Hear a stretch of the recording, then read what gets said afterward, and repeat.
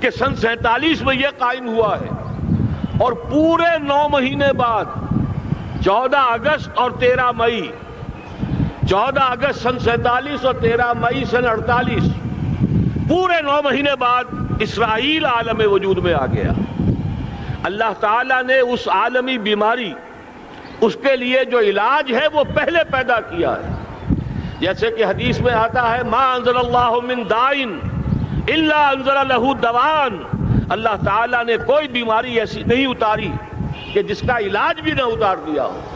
اور جیسے کہ ماں کی چھاتیوں میں بچے کی ولادت سے پہلے دودھ پیدا ہو جاتا ہے، اس کی غذا کا بندوبست پہلے ہو جاتا ہے، اسی طریقے سے اسرائیل کا جو فتنہ اٹھنے والا تھا اس کی سرکوبی کے لیے پاکستان وجود میں آیا ہے۔ اور آج وہ مرحلہ آ گیا ہے تاریخ کا ایک عظیم موڑ۔ آپ دیکھیں گے کہ بڑی مشابہت پیدا ہو گئی ہے۔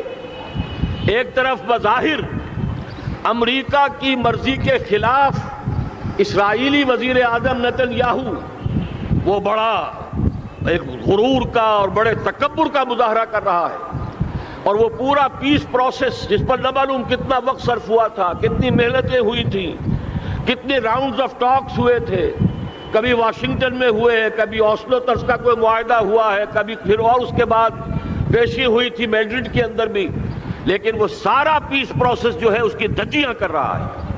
وہ وقت بالکل قریب نظر آ رہا ہے کہ یروشلم کے مسئلے پر وہاں بٹھی دہک اٹھے گی، اور احادیث نبویہ میں جو خبریں دی گئی ہیں کتاب الملاحم کی احادیث میں معلوم ہوتا ہے کہ اب اس کا آغاز ہونے والا ہے۔ نتن یاہو کو امریکہ کے خلاف جانے کا اصل میں حوصلہ کیوں پڑ رہا ہے؟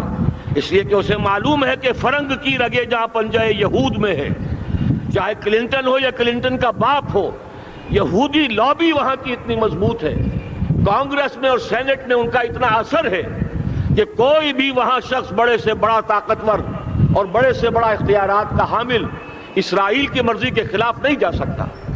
یہی معاملہ یہاں نظر آ رہا ہے۔ بظاہر تو ناراضگی کا اظہار ہوا ہے، لیکن یہ بات اب تو کھلتی چلی جا رہی ہے۔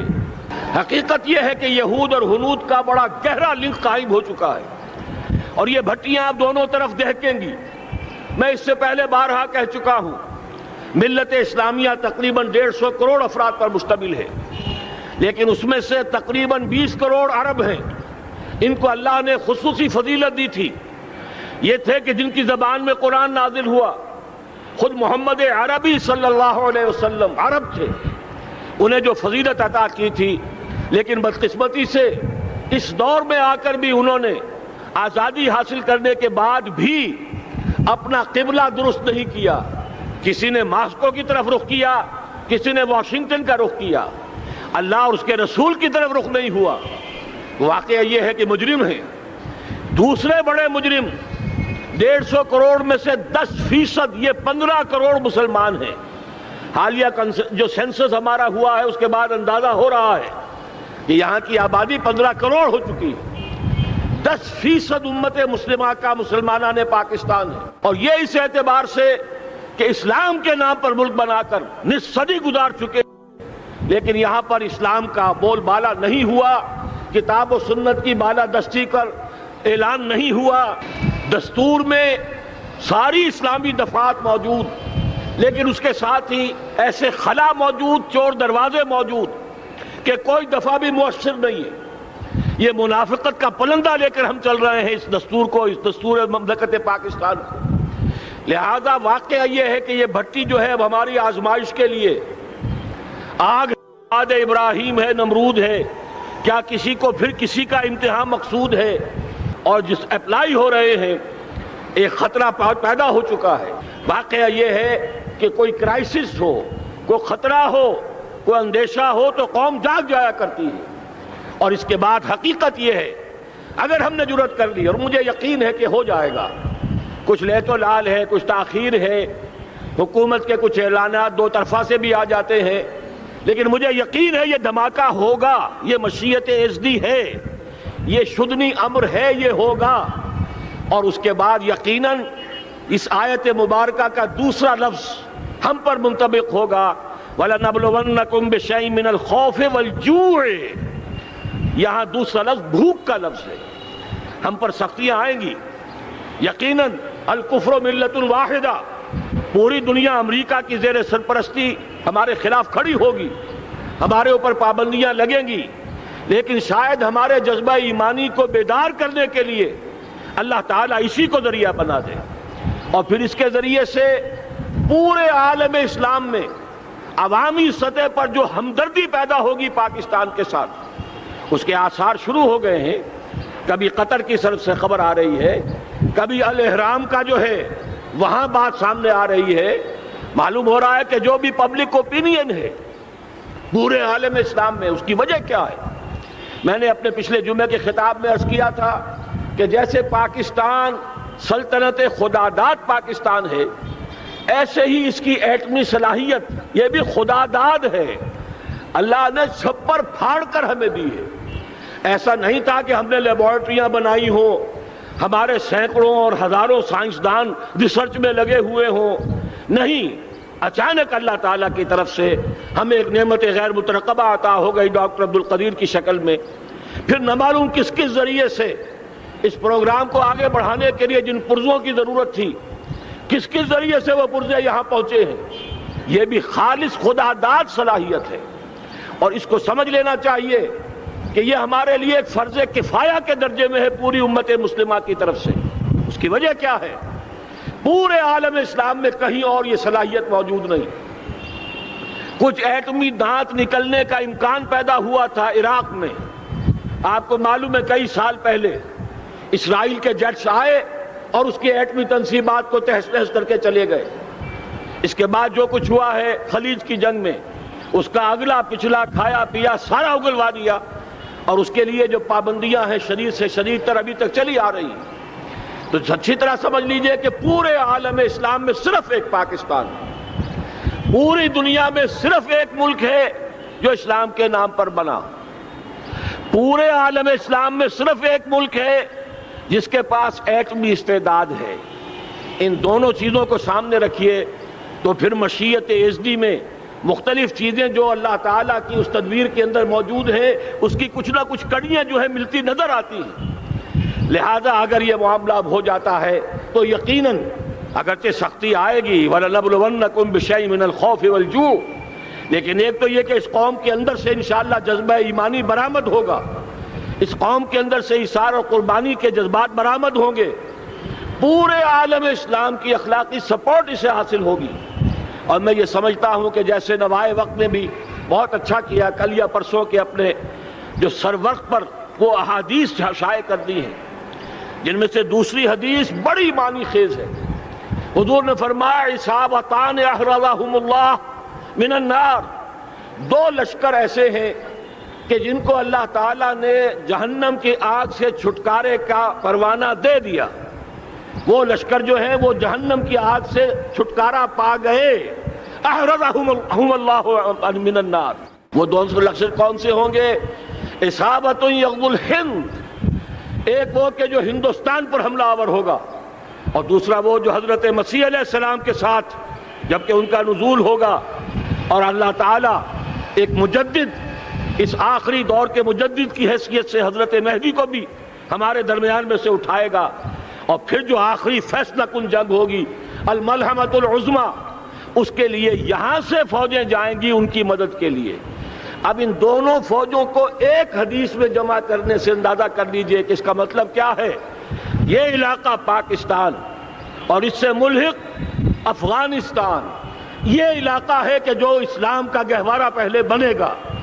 یہاں سے فوجیں جائیں گی، اور دائیں بھی اور بائیں بھی، مشرق میں بھی اور مغرب میں بھی، اور یہیں سے انشاءاللہ تعالی اسلام کا جو عالمی غلبے کا جو وعدہ ہے اللہ کا، کی خبر دی ہے محمد رسول اللہ صلی اللہ علیہ وسلم نے کہ لا يبقى على الارض بیت وبر ولا مدر الا ادخلہ اللہ کلمۃ الاسلام. اس روئے ارضی پر کوئی گھر بچے گا نہ خیمہ بچے گا جس میں اللہ تعالیٰ کلمہ اسلام کو داخل نہ کر دے. وہ حدیث کے جس کے بارے میں فرمایا گیا، حضور نے ارشاد فرمایا، حضرت ثوبان سے روایت ہے کہ اللہ تعالیٰ نے میرے لیے ساری زمین کو سمیٹ دیا. ان اللہ زوالی الارض فرأیت مشارقها ومغاربها میں نے اس زمین کے سارے مشرق دیکھ لیے، سارے مغرب دیکھ لیے، لیکن یہ جان لو ان امتی سیبلغ ملکھا ما ذرئ لی منہا، میری امت کی حکومت ان تمام علاقوں پر قائم ہو کر رہے گی جو پوری زمین کو لپیٹ کر مجھے دکھا دیے گئے۔ یہ وعدہ پورا ہونا ہے، اور اس وعدے کا نقطۂ آغاز یہی سرزمین، اور جیسا کہ ہمیں افغانستان میں آثار نظر آ رہے ہیں، ایک خالص دینی مذہبی حکومت قائم ہو چکی ہے۔ افغانستان کا 80% علاقہ امن کا گہوارہ بن چکا، علماء کی وہاں قیادت ہے اور حکومت ہے۔ یہ پاکستان اور افغانستان مل کر، جیسا کہ آپ کو یاد ہوگا میں نے جب تجویز پیش کی تھی کہ حکومت پاکستان فوراً تسلیم کرے طالبان کو، اللہ کا شکر ہے، میں یہ نہیں کہتا کہ میرے کہنے کی وجہ سے ہوا، لیکن بہرحال اللہ کا فضل ہوا کہ چند دن کے بعد ہی حکومت پاکستان نے تسلیم کر لیا طالبان کی حکومت کو۔ میری دوسری تجویز ابھی پینڈنگ ہے، پاکستان اور افغانستان کا کے درمیان کانفیڈریشن قائم کیا جائے۔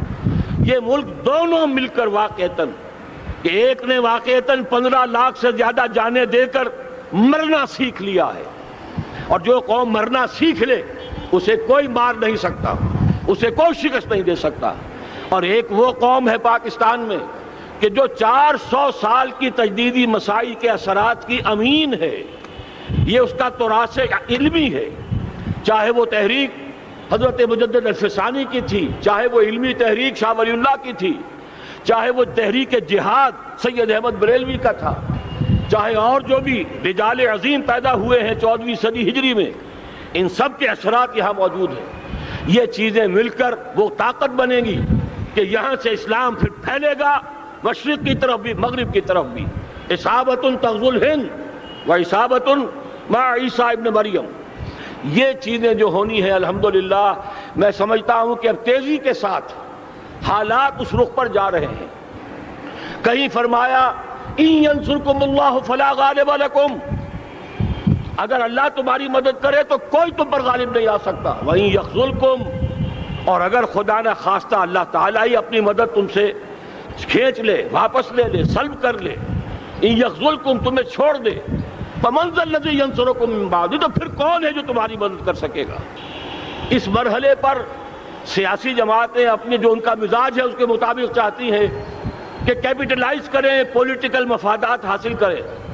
بہرحال میرے نزدیک ایک کنسنسس ہونا چاہیے، ایک نقطے کا دھماکہ ہونا چاہیے، اور نمبر 2 اللہ اور اس کے رسول کے ساتھ صلح اور اللہ کی مدد کی ضمانت حاصل کرنے کے لیے کتاب و سنت کی ٹوٹل بالادستی، پورے دستور پاکستان میں کوئی شے اس کے منافی ہو اس کو نکال کر باہر کر دیا جائے، نفاق سے پاک کر دیا جائے۔ جیسے دعا ہے اللہم ربنا طہر قلوبنا من النفاق، اسی طرح دعا مانگیے کہ اللہ ہمارے ملک کے دستور کو نفاق سے پاک کر دے، اور وہ ساری ترامیم جن کا کہ ہم نے ایک مہم بھی چلائی تھی، وہ ترامیم جس کا تقریباً وعدہ کیا تھا نواز شریف صاحب نے، جس کے لیے 2 مرتبہ ایک محفل میں کہا تھا راجہ ظفر الحق صاحب سے کہ راجہ صاحب پھر تیاری کیجئے اور دستور کی ترمیم کا بل تیار کیجئے، لیکن یہ کہ معلوم ہوتا ہے کوئی بڑا ہاتھ ایسا تھا جس نے روک دیا ہے۔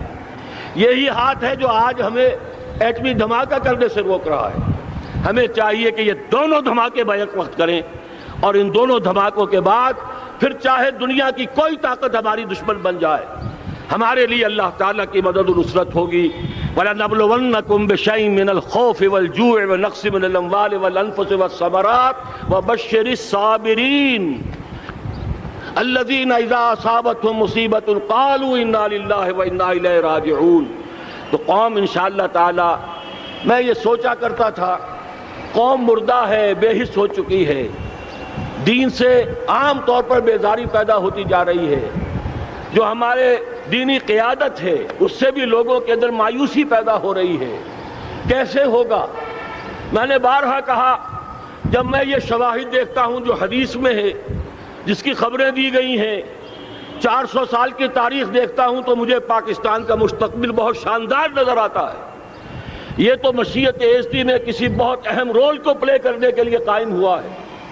جب میں زمینی حالات کو دیکھتا ہوں تو مایوسی ہوتی ہے، لیکن میں یہ سمجھتا ہوں کہ وہ وقت آ گیا ہے کہ جس میں یہ قوم جھنجھوڑی جائے۔ ایک دفعہ کا یہ جھنجھوڑا جانا انشاءاللہ تعالی ہمارے بہت سے دل اندر دور کر دے گا، آخر چینی کیا تھے؟ ایک 10 صدی پہلے کے چینی افیمی قوم آج کہاں سے کہاں پہنچ گئی ہے۔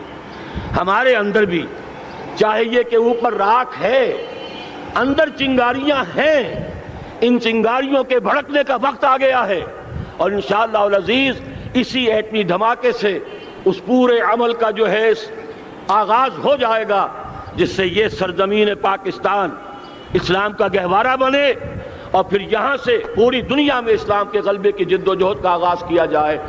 بس میں اسی پر اتفاق کر رہا ہوں۔